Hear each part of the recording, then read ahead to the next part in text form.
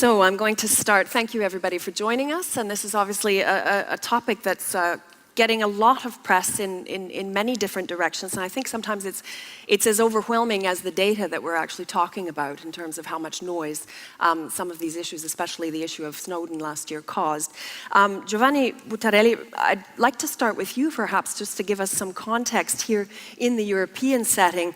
Nelly Kroes is the Vice President of the European Commission responsible for the EU's digital agenda, and she has called the Snowden revelations a blessing in disguise. Now, to what extent do you agree with that statement? Fully agree. Undoubtedly, mass surveillance programs are, and perhaps will be the issue of the century. And as my institution said before, the European Parliament, the European Union should draw a line in the sand, now or never. A lot of disclosure have indicated the existence of larger scale surveillance programs. They affect not only individuals but also governments, businesses, not only at European level. We have less revelations about national programs or surveillance schemes by third countries other than United States. But by only focusing on what we know or what we assess, the main emphasis is on trust. Trust on, not only with regard to citizens, but also between the EU and the US as strategic partners. The analysis has shown that these surveillance programs lack of a clearly defined set of objectives. So they are not exactly restricted to counter-terrorism operations, to selected threats. And by a legal viewpoint, sorry for insisting on the legal approach, but they are unlawful, incompatible with the minimum democratic rule of law standards. Okay. A recent judgment from the Court of Justice concerning the retention of traffic data clearly says, and that's extremely relevant, that the mere collection of information, regardless of their use, is such an interference and therefore is to be necessary and proportionate. So when we see a reaction from intelligence services to say, we're not spying citizens, we are serving them. Mm-hmm. So we have something, to reflect. And yesterday, Mrs. Merkel, with regard to a second discussion with the United States, say, we noted that we have a very different view about the way in which intelligence services should work, particularly when partners are involved. Mm-hmm. Absolutely, very different views on both sides of the ocean. Oliver Hergesell, perhaps we could just to bring it back to a little bit more of the general reactions, and I'd like to look at a media reaction. The Guardian editor, Alan Rusbridger, who was involved obviously in exposing the revelations, said that Snowden has taught us journalists that it's essential to be paranoid. I mean, could you comment on that and the effect of those revelations that the revelations had in media circles? Yes, the impact cannot be underestimated. Luke Harding, who wrote the book, Guardian correspondent, who wrote a book about him, called him the most wanted person on earth. He said while writing the book, he knew he was under surveillance, and he sometimes sent messages, typed in messages to those people. His words were disappearing. And asking for not deleting the content. Snowden certainly is the most influential, most relevant whistleblower ever seen. And he has many impacts. And two are, one is, which we just heard a little bit, is shattering the trust in the secret services. Are they really serving how they should do in the interest of the people, in the interest of the governments? But the other thing is, he also killed a fantasy of the internet. A fantasy of the internet. He changed the perception of the internet. So many people thought the internet is a free space, free speech, free education, free content, whatever. And knowing now, not guessing, but knowing now how much of it is under surveillance, pretty much everything, and what it is used for, this vision is being destroyed. The internet is overshadowed now, which was always a place for a hope for a new society. And today it's rather something that's used for controlling the society. Okay, that brings me over to Monica. Perhaps I can bring you into the discussion. Obviously, the internet, that massive body of information out there. I mean, the past few years, I've seen the volume of data increase exponentially. And Kenneth Cook here, we spoke about his book on big data, compared the consequences of this big data revolution to those of Gutenberg's printing press. Can you just tell us, what do we mean when we're talking about big data as such? I think, thank you, I forgot about the microphone. I think the problem with big data is that nobody really has one fixed definition, but there are different definitions flying around. A very common definition is that it describes different things, from the very huge volume of data, then the velocity, and you know, there are the 3 V's which people refer to. But I think if we can boil it down to, it's massive amounts of data which you cannot process any longer with the common processing means, and which also, and this is the new dimension of it, it's just not much more, and you need more computer power to process it, but also it will reveal, disclose new information, new links, new correlations, which people haven't been aware of in the past or haven't been able to identify because we didn't have these masses of data before. And just coming back to the discussion in the beginning, so we heard about the impact the Snowden revelations had on the enforcers or the regulators, also on public opinion. But we as advisors to companies, we also feel there's also an impact on companies, because depending on in which industry sector you're in, you may, and depending on from which territory you come from, you may now have difficulties in selling your service and convincing your business partners that they should trust you and buy your services. And now with big data coming into this discussion, this is the new hype, but I think it's not like a lot of these hypes, they come and go. This will not go away, it will stay. But there's, when we talk about data protection, we need to distinguish. So there's big data, big volumes of data, but this doesn't necessarily have to be personal data, right, identifying you or me, but it can also be data about birds or about the weather or things like this. So one shouldn't mix this up in the big data discussion. There's 2 different things. One is big data generally, and data protection only kicks in once this data can be linked to an individual. Okay, in terms of personal data, can you perhaps then also give us an idea of the legal frameworks that we're dealing with? For instance, the Americans' approach to personal data, and of course the EU's own privacy legislation. Yeah, I mean, as a lawyer, obviously, I could speak for hours about this topic, but let's try to keep it short. But we have 2 main differences. Here in Europe, data protection is pretty much human rights based, and whereas in the States, just to get this distinction, they look at it from a consumer protection angle, if they look at it at all, because normally they think everything should be free and you should be able to do whatever you want. And they are only starting to be concerned once it affects consumers. Whereas here in Europe, we don't look at it from a consumer perspective only, but from a human rights angle. Mm-hmm. And this is one of the big differences. And obviously we have a different framework. In the States, it's sectoral. They have different laws, HIPAA for health data, COPPA for children's data, and for financial data, something else.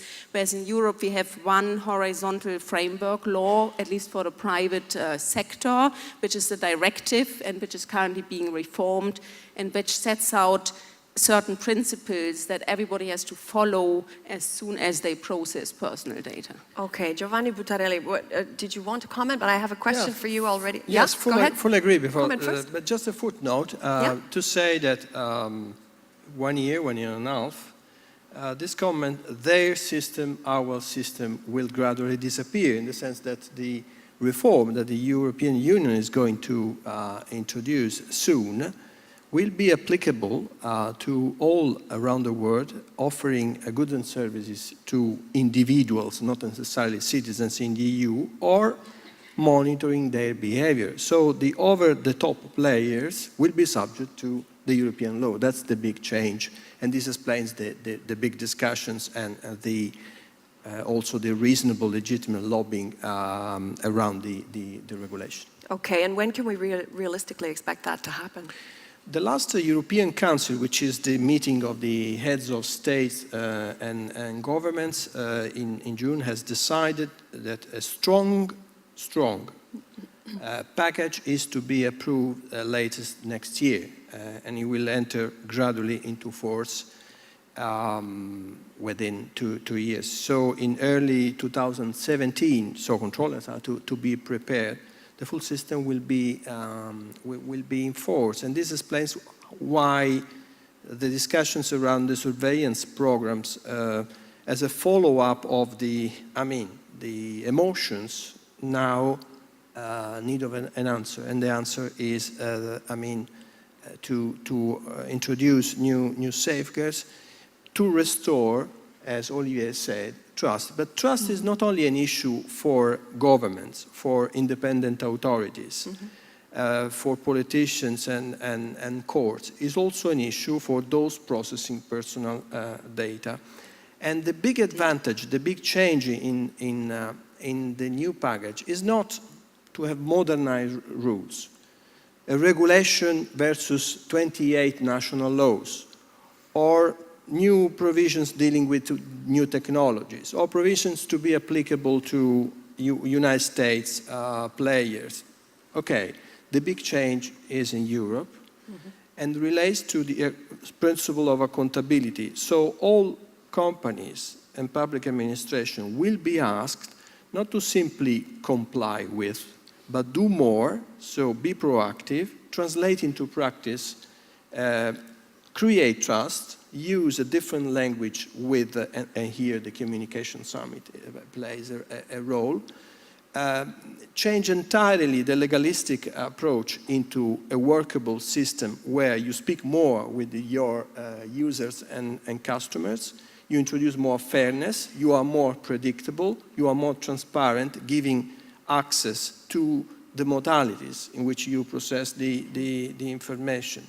And therefore this proactivity may have benefits in terms of, approach with customers and clients. Monika Kuszewski, could you comment on that and also on what you're expecting, what you think we can expect from these proposed reforms? Yeah, nobody knows when it will come for the time being, so there's different views on it, whether it should come or not, and whether it's a good thing or not. I think there are pros and cons in it. But what is clear is that in this new proposal, there will be a lot of new things, not only the accountability concept, but also stronger enforcement. So we are expecting competition size fines, so it's no longer something you can really ignore. But I think what is important for this big data discussion and how it fits with the new technologies, that the main principles which are already in the current law, they are not really going to change, but they will still be there. And this is, I think, where the biggest challenge is. How do you apply these existing principles, which are very good principles, and not only in the European framework, but in OECD guidelines and in other legal instruments around the world? How do you make them, how do you apply those to this big data technology? And just to give one example, one of the main principles under the current law is called purpose limitation. So whenever you process personal data, you need to know in advance what purpose you want to use it for, and then inform the individuals accordingly and or obtain their consent for this specific purpose. And then there are limitations on what else you can use the data for other than what you told the individuals. Now, the beauty of big data is that you don't know in advance what you may want to use it for, because you have no idea. You only get this idea once you've looked at the data and you started analyzing it, and suddenly something comes out of it. But how do you then tell people in advance, this is what I'm going to do? Or you need to tell people, I don't know what I'm going to do, just be prepared. But this is not really what this current principle says. So how do you reconcile this. And I think this will be one of the major challenges in the future. Okay, thank you for that interesting background information on the mechanisms in place. Hans Kuhlemann, how aware are businesses, as far as you can tell, that such an overhaul is even coming, that these data protection laws will be changing? Well, you know, we have about 60% market share in the Dutch business market. So we have an enormous amount of clients, business clients.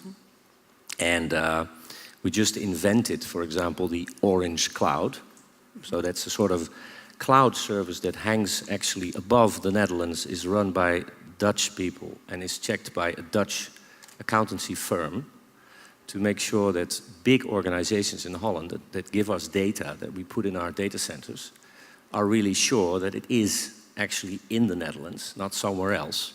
And it's actually run in the Netherlands and checked by accountancy firms. And that's done because basically a lot of organizations say, listen, you are the Dutch biggest royal company in telecommunications and ICT. We just want to be absolutely sure that our stuff is safe somehow. And we cannot give a 100% guarantee, but we can at least try to keep it under our control.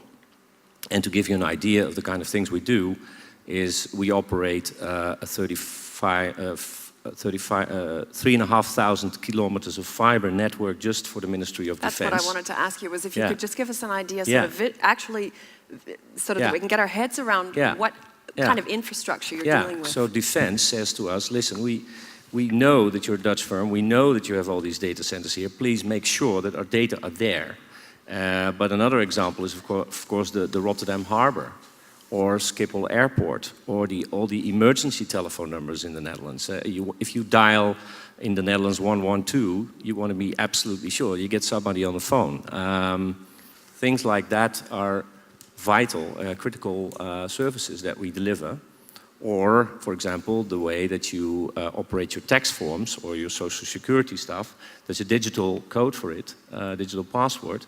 We're trying to figure out a new way to make it even more safer and better. Those are all critical services. So we have to be absolutely sure that what we do for our customers, is safe. Okay, now this is it. Oh, go ahead. Yeah? Maybe just to show that this is, for me, one of these consequences of the Snowden revelations, that we talk all about localization and things should be kept in safe Europe or should be kept in a safe Netherlands or elsewhere. But this is also the problem these days with the internet, with these data flows. You all work for multinational companies, so it's not possible, unless you are Dutch, to only stay in one country and to keep your data all there. And this is just a reality where people are really struggling with, and businesses in particular, because it's just counterintuitive, to just say, all my data should stay in one location, because then you cannot really benefit from it if you cannot share it, and other people. The whole can concept work of with the it. EU is undermined, obviously, by data, I don't think data segregation. The Dutch have a problem with the EU, but yes, partly it's also theoretically. Yes. I'm saying. Hans, but it's interesting, you have all that massive infrastructure, obviously, but it wasn't Snowden that actually gave you guys a wake-up call. It was a 17-year-old hacker a number of years ago. Can you tell us about that story? It was very funny, because we decided, let's say 3 or 4 years ago, that we have in our CSR agenda a new theme called privacy and security, because we thought it was very important. It was to become very important, and stakeholders said, this will be very important. But then 2 years later, I was traveling to Canada, and I was called. I was just skiing in the Rocky Mountains just for one day, and I was called, come back to the company because we have a code red. And I said, what is a code red? Well, that's like really serious, so come back. So next day I flew back, and on a Sunday morning I started in the office, and I stayed there for the next 2 weeks, because we had the hack, and the hack was very unclear at that point in time. We didn't know if it was one person or many persons. We didn't know where they were, how they got in. We didn't know what they could shut off. It was really amazing, the kind of situation in where we came. And that has done a tremendous, a lot of good for our company, because we changed many things after that. Okay, so what have you changed? I mean, well, we have a cybersecurity office. We have a security of especially for our clients. We have hackers, they participate in the Cyber Olympics and they become the #2 of the world. So we have done an awful lot of things to secure our systems more, our systems, but also the systems of our clients. So just by finding ways to constantly check if there are doors open somewhere, constantly check if somebody is there and do something about it if it happens. So it's really a dramatic impact. And what I learned from it is that you have to be aware that you're very, very, very vulnerable in this area as a company. You'd like to comment, Giovanni? Yeah, I would like to jump in to say that those working in the communication area, regardless of the moment where the new rules will be effective, Applied, should be ready to deal with an ongoing change, which is data protection as compared to privacy. Forget privacy in the old sense, because our society will continue to reduce our privacy spaces, and this is unavoidable if we would like to manage our entire life through a smartphone, a tablet, to make arrangement and to organize our life. So the objective is not to reduce the flows of information, but to put them under control. And this is why the Lisbon Treaty has introduced something new, the Charter of Fundamental Rights as well, which is right to the protection of personal data. What is? Means that you should do something, that you have a science to deal with. You need to, allocate responsibilities. Put your data under control. Be aware of possible breaches, because then you pay consequences in terms of, reputation, apart from possible fines. Most of the companies, different sites, do not have a full picture of what they are doing. They do not fully, fix what the purposes are and therefore responsibilities. They do not benefit of the amount of information they have, possible advantages with regard to users and customers. The new rules on the security breaches are so severe that in terms of reputation, a company now, today, according to the current rules, are running a big risk. You're talking about the sanctions that will be imposed. Not sanctions, I mean reputation, consequences in terms of restoring. So when we predicate, we are not data protection evangelists, but when we predicate data privacy by design and privacy by default, we would like to help companies also to make profit of the information they process. Because in defining the architecture of a system, they should not only delegate to someone else, to an IT guy or to a lawyer, but they should define a strategic policy which then should be implemented. This is the modern data protection, compensating the erosion of privacy. Okay, Oliver, oh, sorry, Monica, did you also want to jump in?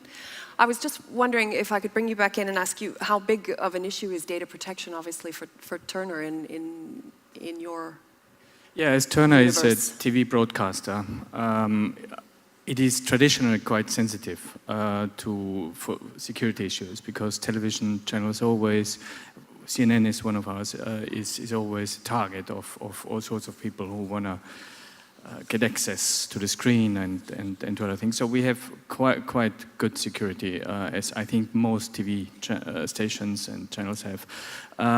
Depends on the corporation, how much they have. I'm not so sure how much the people are.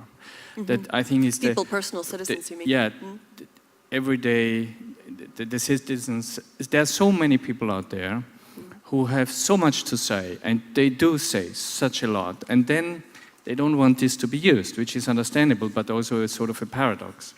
And also, I don't think that most people, while many people are aware that their data is not safe and that people are looking into their data, they have no clue about what it really is, because it's much more. There is no hat or carpet or whatever that makes one invisible, like Harry Potter style, even if you're not on Facebook.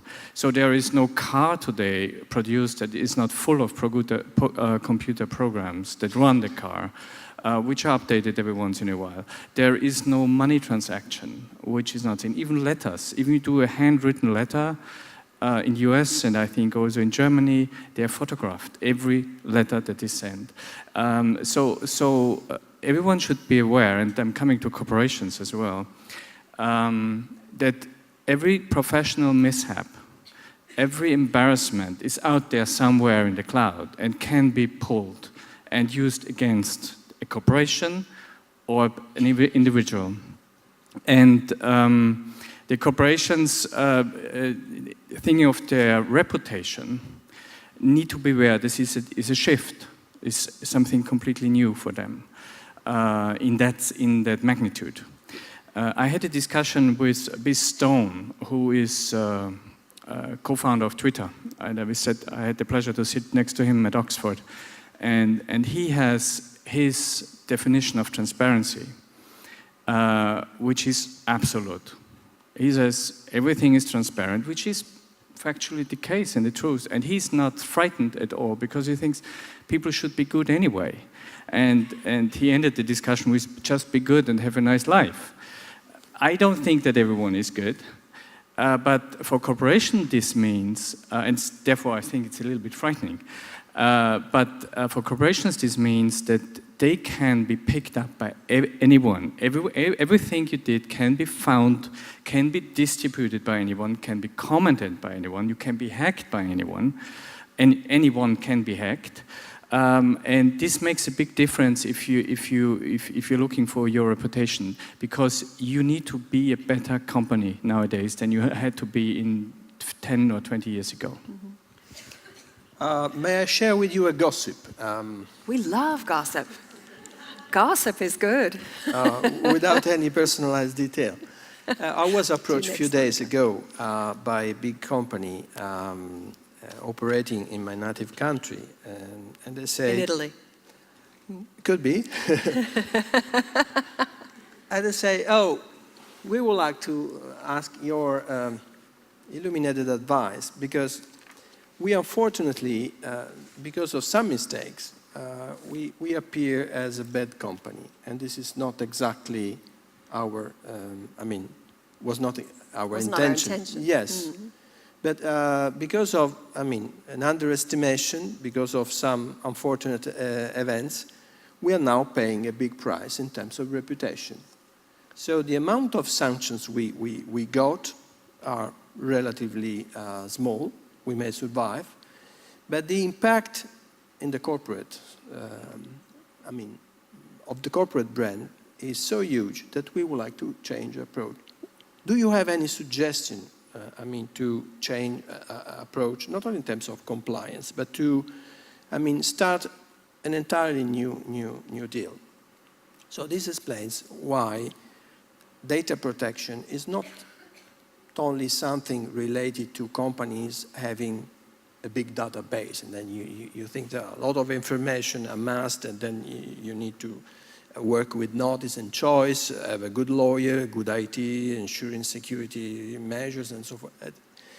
Just think to different areas. I'm going to sign, before end of July, an opinion on the use of drones for civil purposes.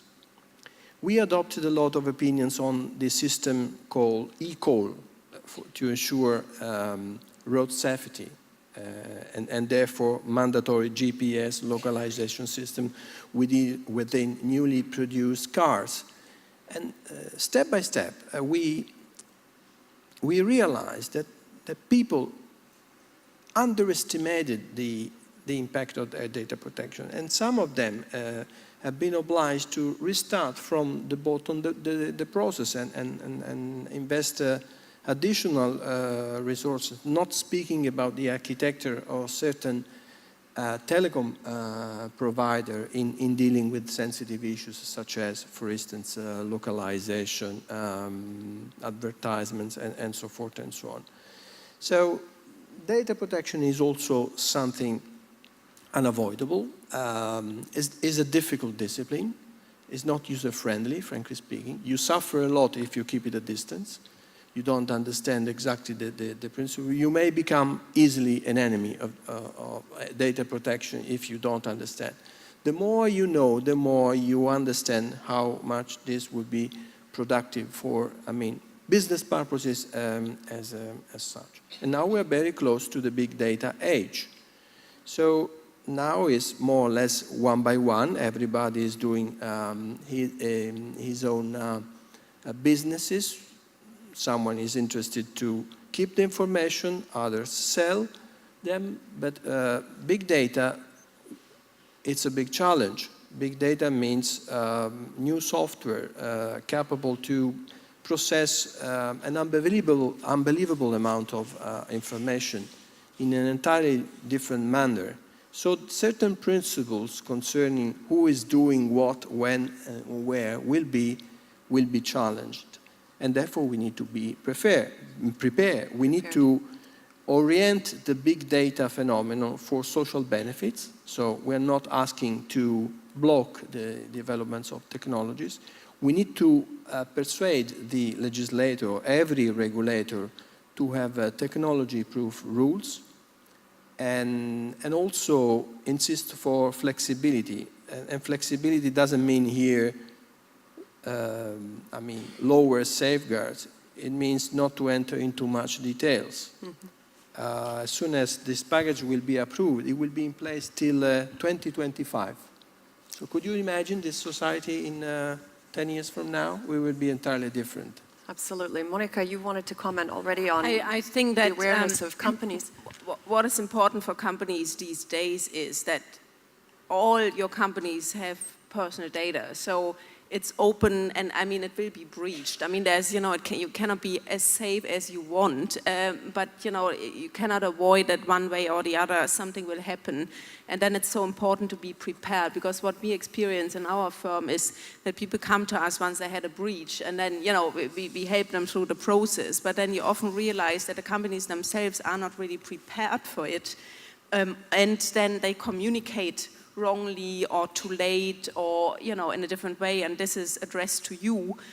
You should go back and check whether your company has a plan at all for data breaches, but then more importantly, are you part of this plan, and what is your role, and when will you be involved in it? Because I think that's a very important message. The other message is, as Giovanni rightly says, every company should have a position, how they position themselves towards personal data. Do they want to comply with it or they don't? And then as a next step, do you want to sell this as something positive, like your company is doing, you're emphasizing the point, we can offer you something more than other people can do.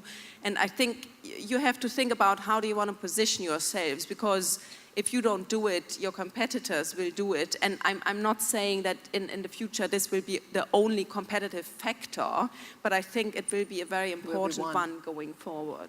Yes, Hans, please. I think it is very important for us here in the hall that you realize that the identity of your clients is a very, very important thing, and you have to be absolutely careful with it. So a funny thing is, we try to recycle mobile phones, okay? Mm-hmm. It's a different topic. We try to get as many phones back as when we bring them in the market. And we only get 50, 60,000 phones back. And you know why that is? It's basically because people have a sort of emotion attached to this thing. So they keep it. So when it's finished, they put it somewhere. And it remembers them of a lot of things. So it's not just a device. It's something that's almost connected to them.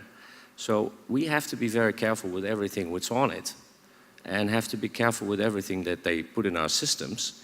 And the other thing that you have to be aware of is that the leadership of your company, the managers who develop new propositions and nice marketing campaigns and new apps, are absolutely sure that they do things that the customers, still can rely on and still are safe. Even if they build new apps, that then everything is guaranteed and everything is really safe. And we have a lot of people trying to find out new businesses, but they're not always good for our clients. They can sometimes jeopardize the privacy of the clients, and that's something that you really have to make sure in all areas of your company and in all people who are working in the business. What about, and this is a question for you and possibly also for Oliver, do you have any comments to make on what Hans just said? No, I'm just not that confident that this is possible. I read it today, a front page story, that the Chinese are under investigation, that they intruded US governmental files. I think it was HR. They wanted to find out who wanted to apply to be a Secret Service agent. So it happens to even them, so it's quite hard for companies, corporations to guarantee that. I wish it could be possible. In any case, I think we should distinguish clearly between two sorts of data clouds and data surveillance. One is governments, hopefully, searching for terrorists. And this is, I just want to make my life easy and say, probably once they find out we're good citizens, they leave us alone. They don't really care about us so much, I would assume. They need the social data as a basis for a secret surveillance, but it's a different thing from corporations and brands who are looking for consumers. And this is the second part, which is such a big field with lots of opportunities. You can fail big, but you can also have great success with the new opportunities of getting all this free data, which is out there and not protected. I just wanted to touch on, before we open up to questions from the audience, what about the blasé attitudes that have been shown by a number of studies that nearly 3/4 of polled consumers, for instance, this was one by High Trust Inc., don't believe that the personal or financial data that they submit to companies are secure anyway, and yet they become outraged when stories break about abuse of data. How do you explain that kind of a paradox that we see on so many fronts, Facebook being just one example? First of all, I think there's no guarantee. That's perfectly right. The only guarantee we can give our customers is that we do our utmost best, okay? The other thing is that it's a very sensitive area, your privacy and your identity. So I think we just have to be aware of it, and we have very strict orders in the company that we don't do anything with data of our customers unless they give us permission to do that. And we do that because this is the purpose principle that Monica was talking about. The purpose of big data usage in our company should only be to create better services for our customers or create better processes, not to do something else with it, with another company or another business. The other thing is that I think it's not so paradoxical. We want to be in control of our identity somehow. Indeed. And but the other thing is, those telecommunications companies, they give us all these devices, and with each device we have a different password, and that's a hassle. So I understand that people are not that safe with their passwords and all that, and logins and so on. So we have to come up with better solutions, simplification of login systems, so that customers are helped to be more aware, because it's an individual task to secure your data for a business and a person, but we can help. We're in the business of that, so we should help. And not only us, but we should work together with banks and other organizations who are working with data to help customers better in this area. It's not just a problem for telecommunications or banking or cars or whatever kind of industry. We have to work more together as industries, because every industry has problems with breaches or hackers and so on. So that's another thing that we should do. But I totally agree. It's a hassle. I mean, I was trying to figure out my new iPad and it didn't work, and I couldn't find the idea. And so actually, we're never in it's control. terrible. Yeah. Control is probably an utter illusion. Giovanni, you had a... Fully agree on the need of a user-friendly security policy. In addition to that, companies are to be prepared to have a management plan to deal with security issues. By not promising 100% of security, because none of the security measures could resist one day. The weaknesses and backdoors in encryption recently analyzed in the framework of the surveillance programs are so self-evident. What is important is to demonstrate that you did your own best to deal with security. Be part of the culture in terms of security. Consider that the money you spend in reducing the risk, not excluding, reducing the risk, is very well spent, and it reduces a lot, additional costs in terms of damages, redress mechanisms, and so forth and so on. Thank you very much. Ladies and gentlemen, I'd like to open up...